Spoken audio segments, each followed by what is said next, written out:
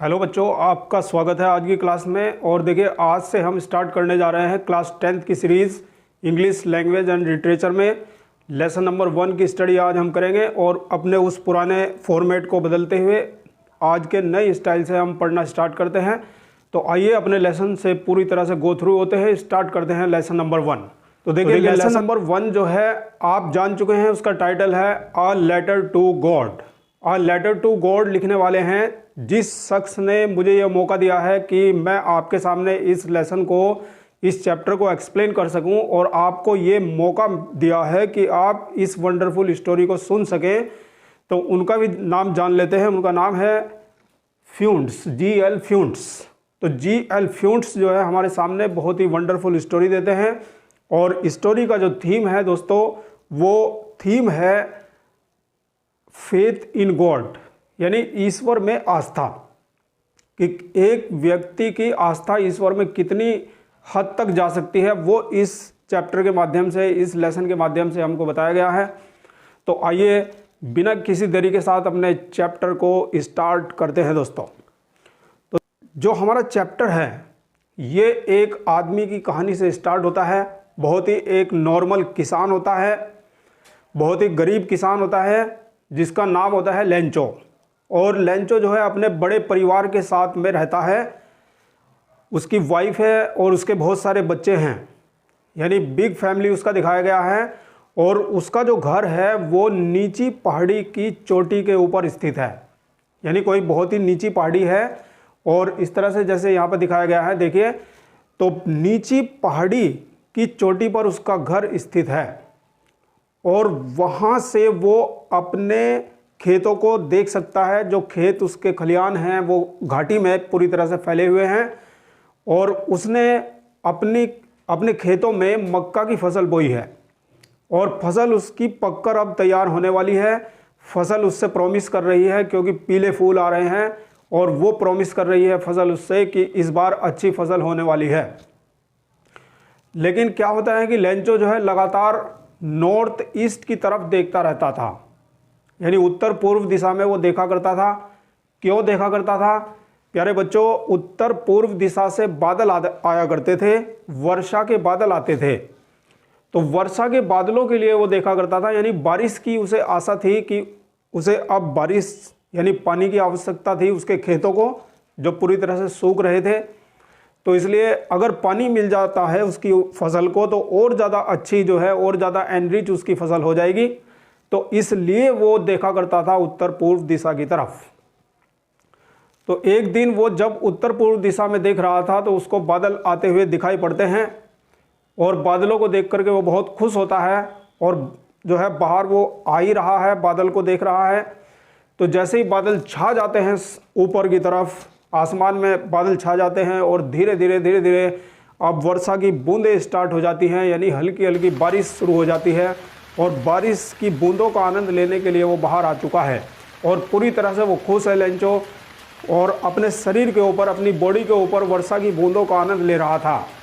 और वो बहुत ज़्यादा खुश है, क्योंकि बारिश आ गई है, वर्षा होने लगी है। और तब उससे पहले उसने अपनी वाइफ से भी कहा था कि now we are going to get some water. फिर उसकी वाइफ बोलती है कि of course if God wants, कि हाँ, वास्तव में यदि ईश्वर की इच्छा है तो ज़रूर हमें पानी मिलेगा। तो अब धीरे धीरे बारिश पड़नी शुरू हो जाती है। और छोटी बूंद और बड़ी बूंद जब ग्राउंड पर पड़ती है तो वो अपना निशान बना रही थी। तो छोटी बूंद छोटा निशान बना रही थी, बड़ी बूंद बड़ा निशान बना रही थी। तो इसलिए जब वो निशान बनते हैं तो वो उन वर्षा की बूंदों के मार्क्स को, निशानों को सिक्के कहता है लेंचो। अब सिक्के उसने क्यों कहा था? क्योंकि यही वर्षा की बूंदें उसके खेतों में उगने वाली जो फसल है उसको एनरिच करेंगी। और वो जब फसल उसकी एनरिच हो जाएगी, बहुत अच्छे से फसल उसकी पक जाएगी, तो वो उस फसल को हार्वेस्ट करके मार्केट में जाकर के बेचेगा, और वहाँ से जाकर के उसे पैसा मिलेगा। तो इस तरह से वो इन्हें कॉइन कहता है, यानी वो 5 सेंट कहता है छोटी बूंद के छोटे निशान को, और 10 सेंट्स कहता है बड़ी बूंद के बड़े निशान को। अब धीरे धीरे बारिश जो है वो बहुत ही ज़्यादा हैवी रूप लेना स्टार्ट कर देती है। तो प्यारे बच्चों, बहुत ही ज़्यादा तेज़ बारिश आ जाती है और बारिश के साथ में तूफान भी आ जाता है और तूफान के साथ में भयंकर प्रलयकारी ओले पड़ने स्टार्ट हो जाते हैं। तो प्यारे दोस्तों, आपको पता है कि जब ओले बरसते हैं तो कुछ भी नहीं बचता है।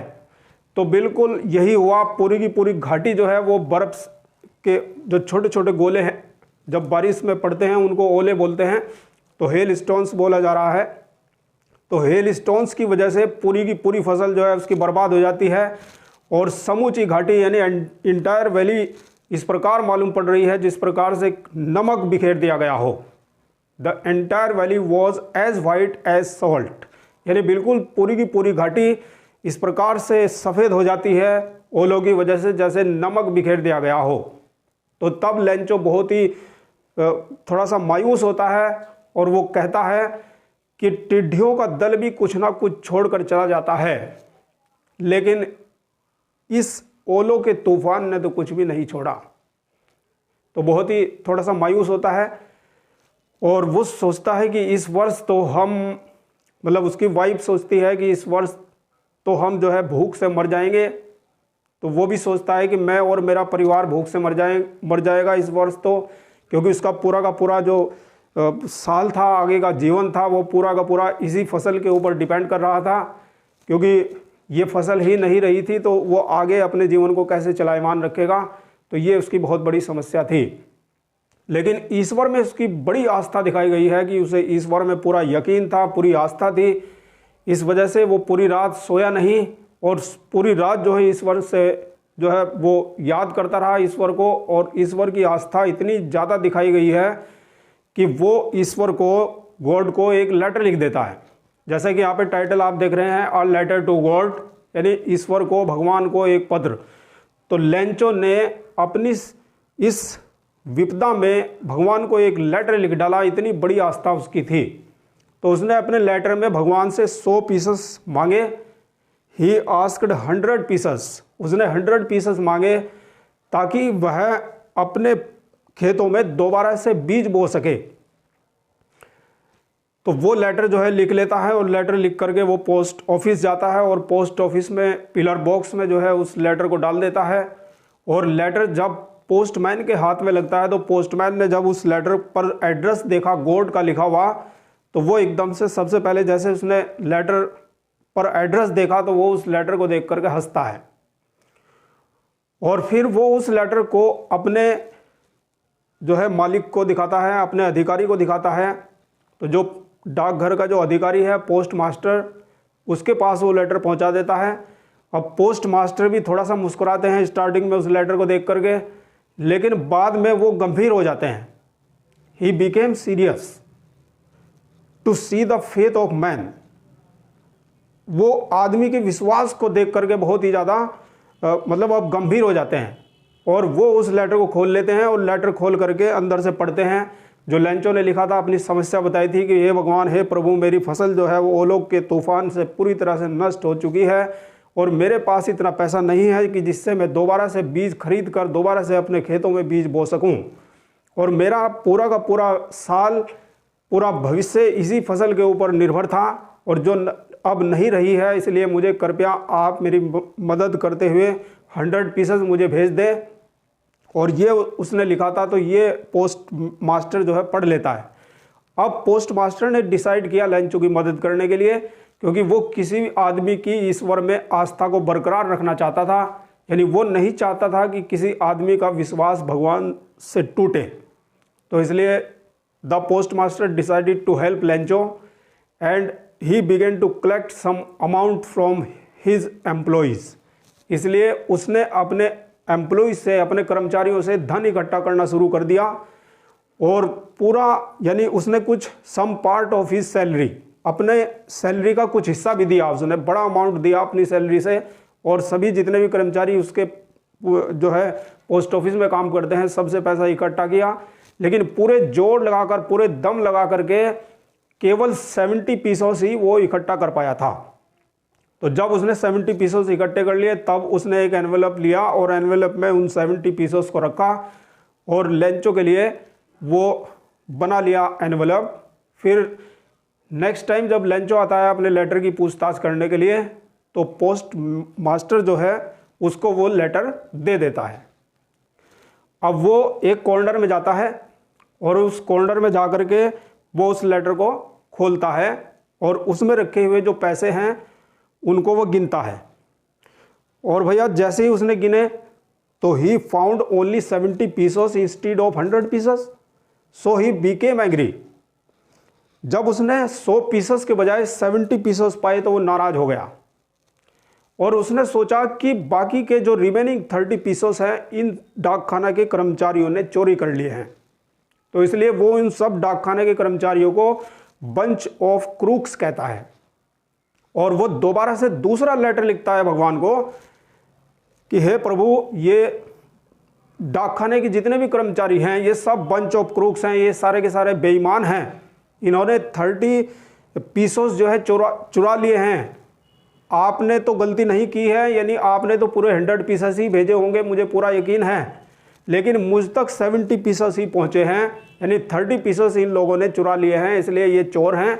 और बाकी का रिमेनिंग जो पैसा है, जो धन है, यानी रिमेनिंग 30 पीसेस हैं, आप मुझे डायरेक्ट भेजें, मेल के जरिए ना भेजें, यानी पोस्ट ऑफिस के जरिए ना भेजें। तो वो एक ऐसा लेटर लिखता है और फिर से उसे पोस्ट कर देता है। Now that is the end of this story my dear students. तो प्यारे बच्चों, ये कहानी आपने स्टार्टिंग से एंड तक सुनी है। आप कहानी के किस कंक्लूजन पर पहुँचे हैं, कहानी से हमें क्या शिक्षा मिलती है, तो ये जान लेना बहुत ज़रूरी है। तो ये कहानी हमें शिक्षा देती है कि हमें ईश्वर में अटूट आस्था रखनी चाहिए, यानी बिलीव करना चाहिए हमें गॉड में। तो ये कहानी हमें बताती है और किसी एक व्यक्ति के ईश्वर की आस्था को बताती है। तो प्यारे दोस्तों, यदि आपको कहानी अच्छी लगी है और आप अगला लेसन भी इसी तरह से पढ़ना चाहते हैं तो चैनल को करिए सब्सक्राइब और वीडियो को करिए like. Thank you very much for watching.